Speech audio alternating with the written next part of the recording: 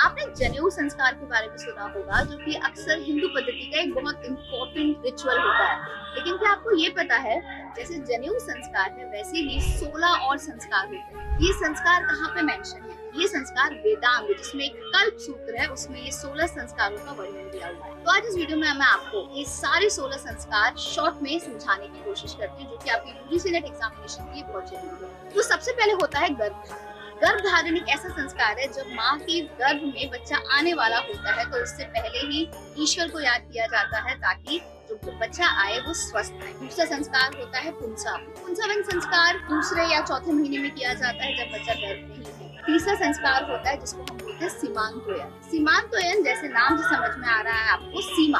तो 3 ट्राइमेस्टर्स के एंड में सीमांतन संस्कार होता है, इससे जो बच्चा पैदा होगा वो स्वस्थ पैदा होगा। फिर उसके बाद होता है जातक्रमण। अब जातक्रमण पहला संस्कार है जो कि बच्चे के जन्म के बाद होता है, और यहाँ पे ऐसा बोलते हैं कि जो बच्चा है उसको दोषों से मुक्त करने के लिए संस्कार किया जाता है। और जब बच्चा पैदा हो गया है उसके बाद होता है उसका नामकरण, और ये नामकरण संस्कार होता है 11वें दिन। तो अगर बच्चे का पैदा हुए 10 दिन हो चुके हैं तो बच्चे के ग्रह कुंडली के हिसाब से उसका नाम दिया जाता है। अब नाम रखने के बाद बच्चे को हम बाहर लेके जाते हैं, तो उस संस्कार को हम बोलते हैं निष्क्रमण। निष्क्रमण मतलब पंचभूत तत्वों से बच्चों को हम अवगत करवाते हैं, और उसका एक्सपोजर पहली बार होता है बाहर की यूनिवर्स में। अब निष्क्रमण के बाद जब बच्चा बाहर जा चुका होता है, फिर उसका होता है अन्नप्राशन, जो कि आप सबने सुना होगा अपनी फैमिली में भी, जब बच्चे को पहली बार बाहर का खाना खिलाया जाता है, जो कि जनरली 6 महीने के बाद होता है। अब जैसे बच्चे का अन्नप्राशन हो गया, उसके बाद एक और जो संस्कार होता है उसको हम बोलते हैं कर्णभेदन। कर्णभेदन मतलब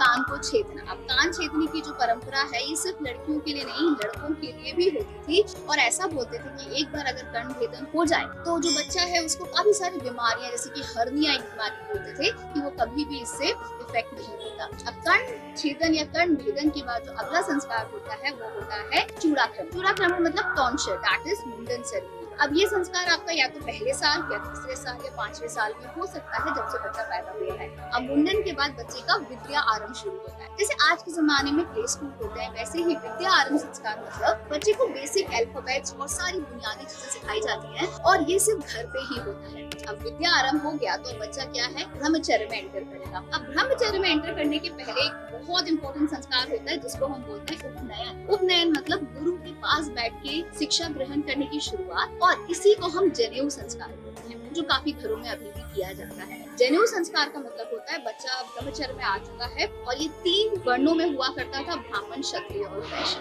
अब उपनयन संस्कार के बाद जो अगला संस्कार आता है वो होता है आपका वेद आरंभ। वेद आरंभ मतलब अब बच्चे की फॉर्मल एजुकेशन शुरू हो चुकी है, जो